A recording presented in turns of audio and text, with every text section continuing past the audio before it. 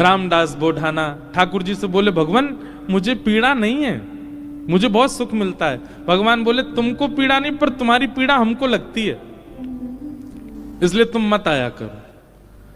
रामदास बोढ़ाना बोले, इससे बढ़िया तो मेरे प्राण चले जाएं, मैं आपको देखे बगैर नहीं रह सकता। अगली एकादशी पर आप मेरे सामने नहीं होंगे तो मेरे तो प्राण ही चले जाएंगे।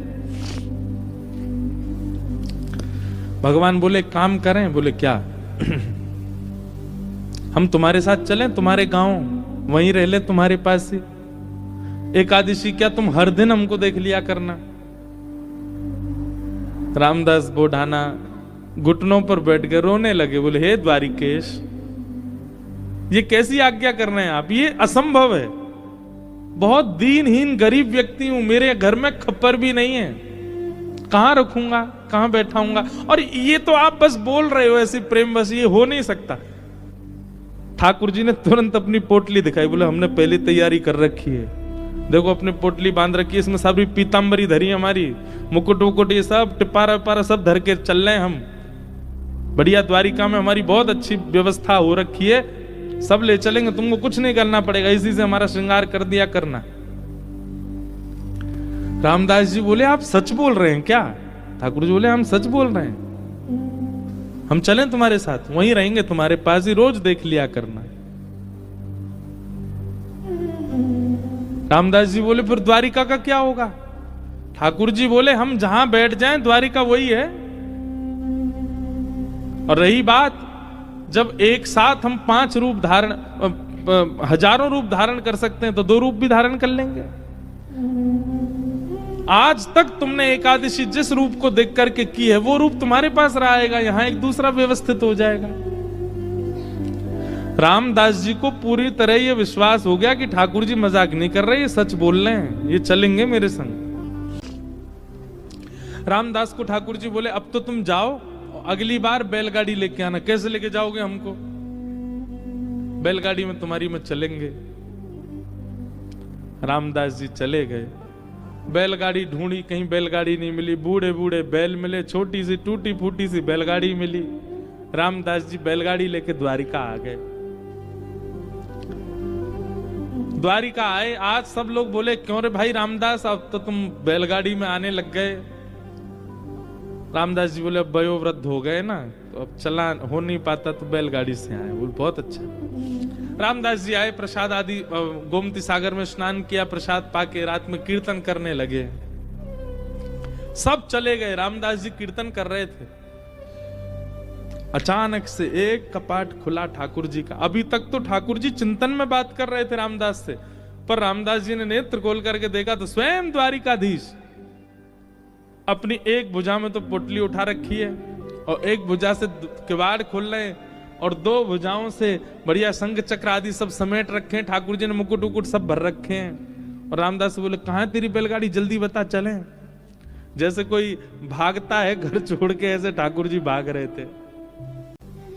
ठाकुर जी निकल के बाहर आ गए, चलो। रामदास जी को तो विश्वास ही नहीं हो रहा है, स्वयं द्वारिकाधीश मेरे साथ जा रहे हैं। चतुर्भुज हैं, बढ़िया चल रहे हैं, पीतांबरी पहन की, चंदन की सुगंधी आ रही है, केसर जैसा पूरा माहौल आच्छादित हो गया उससे। ठाकुर जी जैसे ही गए, रामदास जी बोले, भगवान टूटी फूटी बैलगाड़ी है, बैठ जाओ। ठाकुर जी ने जैसी बैलगाड़ी देखी, ए रामदास, त्रिलोकी का भार लेकर के मैं इन पे बैठा, तेरे बैल तो दब जाएंगे नीचे। भगवान अब क्या करें, यही व्यवस्था मिली थी। इतना सीधा, इतना भोला रामदास। ठाकुर जी बोले, काम कर, तू बैठ, हम चलाते हैं बैलगाड़ी। रामदास जी बोले, ऐसा मत करो नाथ, मैं ही चला दूंगा। नहीं नहीं, ये तो हमारे अभ्यास की वस्तु है। अर्जुन के खूब हमने रथ हांके हैं, बहुत दिनों बाद बैलगाड़ी मिली, चलो हांके थोड़ा इसको। और रामदास पीछे बैठे हैं और ठाकुर जी आगे पैर लटका के बैठे और बैलगाड़ी चला रहे हैं। ठाकुर जी के स्पर्श होते ही बैलगाड़ी तो बिल्कुल नवीन हो गई, बैल बिल्कुल युवान हो गए। यहां मंगला का समय हो रहा था, सूर्य उदय हो रहे थे धीरे धीरे। ठाकुर जी बोले, रामदास इस सुबह होते ही सब पंडा पुजारी भागेंगे, ढूंढेंगे, देखेंगे मंदिर में तो मैं हूं नहीं, सब आ जाएंगे। ये हमको बीच रास्ता में ही पकड़ लेंगे। तभी थोड़ी दूर ही पहुंचे थे, वहां एक बाबरी थी, एक सरोवर था। ठाकुर जी ने कही तुम हमको नीचे छुपा दो ताकि कोई हमको ढूंढ ना पाए, क्योंकि ढूंढने वाले तो आएंगे और जब ढूंढ ढाड़ के चले जाएं कुछ ना मिले फिर हमको दोबारा लेके फिर चल देना आगे। रामदास जी मनी मन इतने प्रसन्न हो रहे हैं, बोले ठाकुर जी आपको क्या पड़ी है जाने की मेरे साथ? अरे मैं तो मना कर चुका हूं 5 बार कि ठाकुर जी आप यहीं रह लो, पर नहीं, उन्हीं की इच्छा है जाने की। बावरी में ले जाकर के द्वारिकाधीश जी को छुपा दिया। पीछे से सब पुजारी दौड़े दौड़े आए, देखा तो रामदास जी धीमे धीमे अपनी बैलगाड़ी चला रहे हैं। सबने रोक लिया, बोले रुको, तुम ही थे रात भर मंदिर में, ठाकुर जी कहां गए हमारे? रामदास जी बोले मुझे तो नहीं पता, दिखाओ। सब देखा, बैलगाड़ी में कुछ नहीं। तभी एक बैलगाड़ी के छोड़ पर ठाकुर जी की पीतांबरी का एक भाग चिरा हुआ फटके इरज गया। अच्छा, ये सब लीला भी ठाकुर जी जानबूझ के ही करते हैं, क्योंकि कहीं ना कहीं कुछ ना कुछ ठाकुर जी को दूसरों को संकेत कराना है। ठाकुर जी की पीतांबरी का वो अंग वस्त्र जैसे ही मिला, सब लोगों ने रामदास जी को पकड़ लिया, बोले ठाकुर जी तेरे संग ही हैं, तभी तो ये चीरा फटा हुआ है यहां पर, कहां है जल्दी बता। उन्होंने मना किया तो सबने उनको मारना शुरू कर दिया। इतना मारा, इतना मारा, इतना पीटा, बेचारे अधमरे से हो गए। बस श्वास चल रही है, बाकी तो नेत्र बंद हो गए, सुध बुध चली गई, गिर गए धरती पर। पुजारियों ने देखा, बोले ये तो अधमरा हो गया, ठाकुर जी कहां हैं, ढूंढो।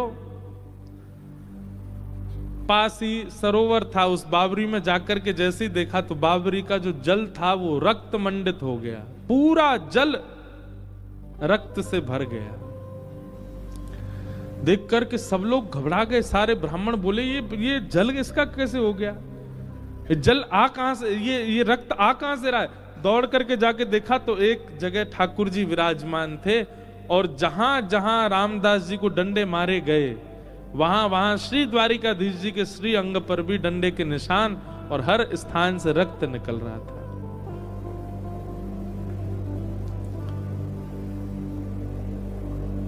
सब पुजारी जी चरणों में गिर गए, सब ब्राह्मण देवता बोले भगवान ये क्या हो गया? बोले ये क्या हो गया, मेरे भक्त को मारते हो, मेरी इतनी आराधना करी, मेरी इतनी सेवा करी, इतना अर्चन किया, उसके बाद भी ये नहीं समझ पाए कि मेरे भक्त और मुझ में कोई अंतर नहीं है। सब क्षमा याचना करने लगे। ठाकुर जी बोले अब कुछ नहीं होगा, अब तो हम रामदास के साथ ही जाएंगे और वहीं रहेंगे।